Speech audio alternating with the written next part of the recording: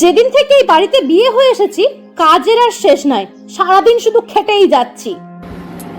কই গো বৌমা, ও বৌমা, শুনেছি ঠসা হয়ে যায়নি, কি হয়েছে বলুন। বলছি সকালে রান্না বান্না কিছু হয়েছে? সকাল থেকে সেই ব্যবস্থাই করা হচ্ছে। আর এত খাই খাই কি, বয়স হয়েছে, কম খাই খাই তো নাই, শুধু খাই আর খাই।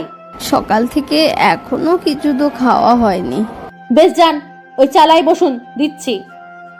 না, অনেকটা বেলা হলো তো, তাই আর কি। আর পারি না, সারাদিন শুধু খাই আর খাই, এত খাবার যে কোথায় যায়। এই নেন, এগুলো খেয়ে আমাকে উদ্ধার করুন। আচ্ছা বৌমা, বৌমা তরকারি করনি? না, ওইখান। একটু জল দেবে বৌমা? একটু জল নিয়েও তো খেতে পারেন না। গিন্নি, আরে ও গিন্নি, গেলে কোথায়?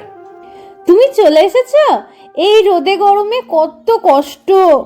খোকা, বাড়ি ফিরলি? বাড়ি ফিরলি? খোকাকা মনে হচ্ছে দেখেনি। এই রোদ গরমে তোর খুব কষ্ট হলো না রে খোকা? ঢং যায় না। ছিলে গিন্নি, আজকে একটা দারুণ খবর আছে, একটা গাড়ি কিনলাম আজকে। সত্যি?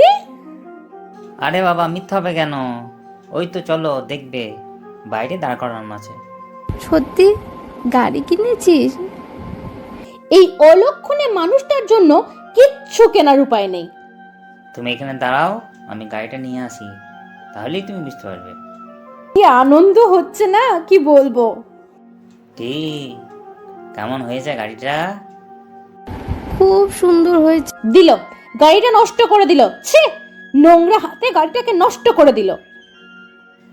আরে আরে, দিলে যে গাড়িটা নোংরা করে, তোমার ওই নোংরা হাতে আমার গাড়িটা যে নষ্ট হয়ে যাবে।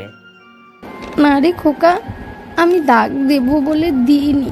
কি সর্বনাশ হলো গো, গাড়িটা দাগ ফেলে দিল গো। দিলে তো শেষ পর্যন্ত গাড়িটা দাগ ফেলিয়ে, তুমি সরে যাও এখান থেকে।